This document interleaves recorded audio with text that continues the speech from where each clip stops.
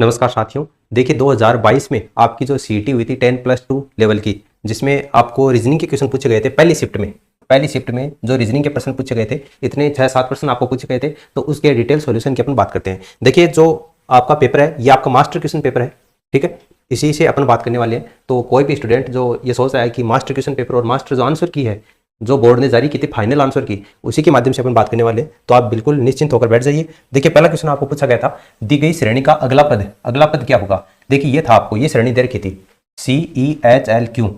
तो देखो C 3 number पर आता है इंग्लिश में, E 5 नंबर पर आता है, H है वो 8 नंबर पर, L है वो 12 नंबर पर और Q कतरा 17। तो अगला पूछा है आपको। तो देखिए इसमें आपको ये करना था, सबसे पहले 3 और 5 इसमें डिफरेंस कितना है, 2 का डिफरेंस है। 5 और 8 में 3 का डिफरेंस है। उसके बाद में 8 और 12 में 4 का डिफरेंस है।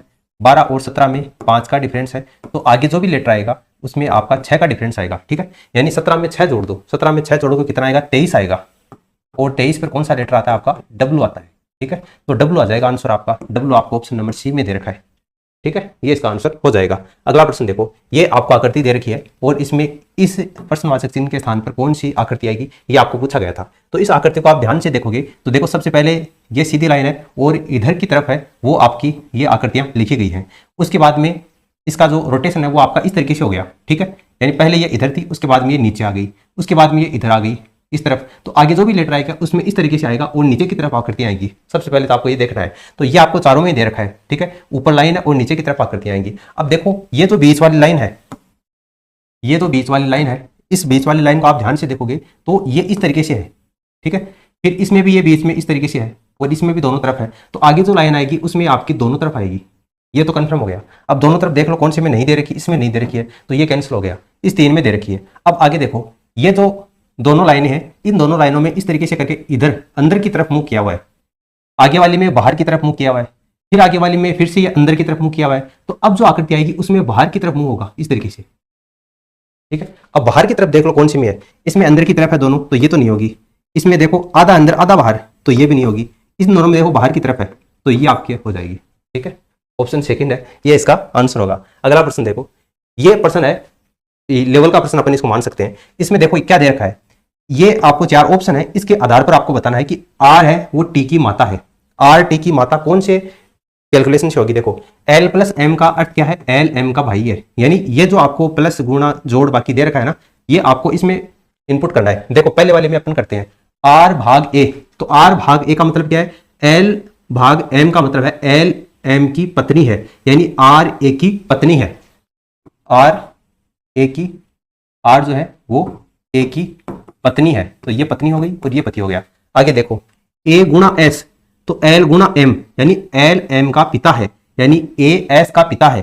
A पिता है S का, यानी S इसका बेटा है बेटी, जो भी होगा वो आगे अपन देखेंगे। आगे है S प्लस T, तो L प्लस M, तो L M का भाई है, यानी S T का भाई है। S भाई है किसका, T का भाई है। अब T के बारे में हमें पता नहीं है कि ये लेडीज है या फिर जेंट्स है, लेकिन उससे हमें मतलब ही नहीं है, अपना आंसर आ जाएगा। देखो R T की माता है, R T की माता इससे है क्या, ये माता T की माता। देखो ये दोनों पति पत्नी है और ये इसका बेटा है और ये इसकी बहन है। इसका मतलब ये इसका बेटा है, इसका मतलब ये इसका भी बेटा है, क्योंकि ये दोनों पति पत्नी है। और ये इसका बेटा है, इसका मतलब ये इसका भी है। तो R T की माता है, ये माता है, S की भी माता है और T की भी माता है। बिल्कुल अपना जो ऑप्शन जो फर्स्ट है यही इसका आंसर हो जाएगा। ये आपको करना था। अगला प्रश्न देखो, पुनीत पश्चिम की ओर चलता है। पुनीत जो है वो पश्चिम की ओर चलता है, यानी यहां पर आपके पुनीत भैया ये पश्चिम की ओर चलते हैं, बिल्कुल इस तरफ चलते हैं। उसके बाद में वह बाईं ओर मुड़ता है, वह बाईं ओर मुड़ता है। तो इधर चलेगा तो इसका बायां किधर होगा, इधर होगा, तो ये बाईं ओर मुड़ गया, ठीक है। उसके बाद में फिर बाईं ओर, उसके बाद में अब इधर नीचे आ गया, इधर बाईं ओर इस तरफ आएगा तो इधर बाईं ओर मुड़ गया। एक बार पुनः बाईं ओर, यहां पर आने के बाद पुनः बाईं ओर मुड़ गया, ठीक है, इस तरफ। तथा अब दाईं ओर मुड़ता है और अब यहां पर आके दाईं ओर मुड़ गया, एवं अंत में फिर से दाईं ओर चलता है। अब फिर से ये दाईं ओर चल रहा है, यानी इस तरफ चल रहा है। बताइए कि वो किस दिशा में जा रहा है। तो ये कौन सी दिशा है, ये आपकी ऊपर उत्तर होती है, नीचे दक्षिण होती है, इधर पूर्व होती है और इधर पश्चिम होती है। तो ये आपका दक्षिण दिशा की ओर चल रहा है। तो दक्षिण आपको दूसरे ऑप्शन में दे रखा है, तो ये आपका आंसर हो जाएगा, ठीक है। बिल्कुल आराम से क्वेश्चन में कोई दिक्कत हो तो आप बता देना। अगला प्रश्न देखो, ये आपको दे रखा है, इसमें आपको कुछ भी नहीं करना था, ठीक है। बहुत से स्टूडेंट इसमें क्या करते हैं, इसके नंबर लिखने लग जाते हैं। जैसे सी है वो 3 पर आता है, L 12, O 15, C 3, K 11। ये आपको नहीं लिखना है। आपको क्वेश्चन में दे रखा है कि C का मतलब 3 है, L का मतलब 4 है, O का मतलब 2 है, C का मतलब 3 है, K का मतलब 5 है। उसी तरीके से आपको टाइम का कोड दे रखा है और आपको इसका बताना है। तो M देखो, M का कोड क्या है, M का कोड देखो ये 3 नंबर पर है और 3 पर 7 दे रखा है, तो इस यहां पर आ जाएगा 7, ठीक है। उसके बाद में O का कोड देखो, इधर से 3 नंबर पर है तो 3 नंबर पर 2 है तो 2। उसके बाद में L, तो L देखो 2 नंबर पर है, 2 पर 4 है तो यहां पर ये आपका 4। फिर E देखो लास्ट में है, यहां पर लास्ट में 9 है तो ये आपका हो गया 9। और K देखो लास्ट में है, यहां पर लास्ट में 5 है तो ये हो गया आपका 5। यानी ये देख लो 724 95, 724 95 आपको दूसरे ऑप्शन में दे रखा है, तो ये आपका आंसर हो जाएगा, ठीक है। अगला प्रश्न देखो, ये प्रश्न आपको पूछा गया था कैलेंडर वाले टॉपिक में से, रीजनिंग में। देखो बिल्कुल इजी था, इसमें ज्यादा कुछ भेद नहीं है। 5 जनवरी 2020 को 5 जनवरी 2020 को क्या था, रविवार था, ठीक है। आपको पूछा है 24 जनवरी 2022 को क्या होगा। अब देखो 5 जनवरी 2020 को रविवार था, तो 5 जनवरी 2021 को क्या होगा, पहले तो आपको वो पता होना चाहिए। 5 जनवरी 2021, अब देखो एक लीप, 2020 क्या है कि लीप ईयर है, ठीक है। लीप ईयर कौन सा होता है, जिसमें 4 का पूरा पूरा भाग जाता है, यानी जिसमें जो दिन है, दिनों की संख्या कितनी होती है, 366 होती है, वो आपका लीप ईयर होता है। तो इसमें 4 का पूरा पूरा भाग जाता है, दिनों की संख्या 366 है, तो इससे जब अपन अगले साल में आएंगे तो 2 दिन बढ़ जाएंगे सेम डेट में। जैसे 5 जनवरी 2020 को रविवार है तो 5 जनवरी 2021 को सोमवार न होकर आपका मंगलवार हो जाएगा, ठीक है। अब देखो 5 जनवरी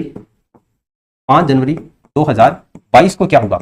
अब 2021 है वो लीप ईयर नहीं है, तो 2021 से 22 में आएंगे तब आपका एक दिन बढ़ेगा, तो मंगलवार से क्या हो जाएगा, बुधवार हो जाएगा, ठीक है। अब अपन को ये तो पता चल गया कि 5 जनवरी को बुधवार है, तो 24 जनवरी को क्या है, ये अपन को निकालना है। अपन को पता है सप्ताह में दिनों की संख्या कितनी होती है, 7 होती है, ठीक है। तो 5 जनवरी को बुधवार है, इसका मतलब 12 जनवरी को क्या होगा, बुधवार होगा, ठीक है। 12 जनवरी को बुधवार होगा। 12 और 7, 12 7 19 होते हैं, 19 को भी आपका क्या होगा, बुधवार होगा, ठीक है।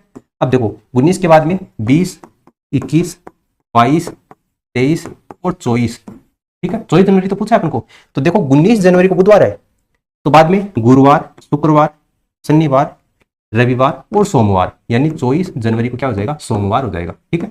सोमवार आपका आंसर होगा, ठीक है। कैलेंडर वाले टॉपिक में से ये प्रश्न था, इतना ज्यादा मुश्किल भी नहीं था। हालांकि जिनका कैलेंडर नहीं पढ़ा हुआ होता है उनके लिए मुश्किल था, लेकिन फिर भी आप इसको आराम से कर सकते थे।